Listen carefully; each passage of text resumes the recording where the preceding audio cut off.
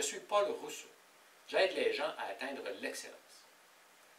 J'aime lire et m'inspirer de certains manuscrits qui furent écrits il y a plusieurs siècles, car je découvre dans ces textes des vérités à l'état pur, sans artifice, et qui concordent en tout point à mes sujets et enseignements que je donne lors de mes conférences et formations. Un jour, je suis tombé sur un texte qui, même s'il date de plus de 300 ans, est toujours bien actuel. Ce texte se trouvait dans le manuscrit d'origine japonaise, Hagakure, qui signifie « caché derrière les feuilles ». Je suis convaincu que même si ce manuscrit traite du Bushido, la voie du samouraï, vous saurez reconnaître sa valeur dans votre vie personnelle et professionnelle. Nous allons donc parler des différents niveaux de maîtrise de notre art, quel qu'il soit. Je me suis inspiré ici de textes anciens pour vous donner un angle différent de ce que vous avez peut-être déjà vu. Il y a plusieurs niveaux dans la recherche de la maîtrise de nos aptitudes, tout au cours de notre vie. La personne qui est au niveau le plus bas du développement d'une aptitude, que nous appellerons le premier niveau, a une pauvre image de son talent, car cette personne se sent maladroite dans l'accomplissement de cet art. Elle sera aussi portée à critiquer les talents des autres. Elle pense ainsi car elle ne maîtrise qu'une petite partie de l'art qu'elle pratique, qui peut être, comme exemple, la peinture, la vente, l'art oratoire, la musique, ses relations interpersonnelles, sa profession, son rôle de parent, etc. Je n'ai pas besoin de vous convaincre qu'à ce niveau, une personne n'est pas très efficace. Tout ce qu'elle a à faire, c'est de continuer et de persévérer dans la pratique de cet art, qu'il ou elle désire maîtriser. Maintenant, au niveau moyen, le deuxième niveau. À ce niveau, le pratiquant d'un nouvel art est encore très peu efficace et critique toujours l'efficacité des autres. Mais il a au moins compris qu'il ne maîtrise pas bien cette aptitude et qu'il aura à faire des efforts supplémentaires, donc de pratiquer davantage pour mériter des résultats supérieurs et, par le fait même, devenir plus efficace en fonction des efforts investis.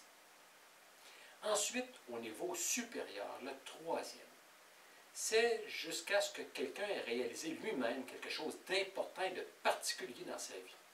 Il est fier de son accomplissement. Un point important ici, en plus d'être fier de son propre accomplissement, il commence à remarquer et à admettre le talent des autres, pour qui il est heureux de leur progression.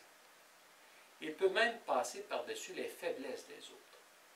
Cette personne est au moins plus efficace et heureuse que le niveau précédent, entre autres parce qu'elle a développé une meilleure confiance en elle, ce qui a pour effet qu'elle se sent moins menacée par la supposée supériorité des autres, et elle est ainsi mieux dans sa peau. Disons que c'est un bon niveau de maîtrise de soi, qui permet une meilleure maîtrise de ses aptitudes et de son art. Un pratiquant à ce niveau peut prétendre n'en connaître que très peu, même si les autres voient en lui un maître dans la pratique de son art. La majorité des pratiquants ne passeront jamais à un niveau plus élevé que celui-ci. Pourtant, passer ce niveau supérieur, il existe une étape à laquelle je ne saurais donner un simple chiffre. Les textes anciens en disent ceci. C'est le niveau où la route n'est pas défrichée. Si vous voyagez profondément à l'intérieur de cette route, des secrets infinis vous apparaîtront. Vous comprendrez alors que vous n'avez jamais fini de maîtriser votre art, quel qu'il soit. Vous réaliserez vraiment chacun de vos manques et faiblesses.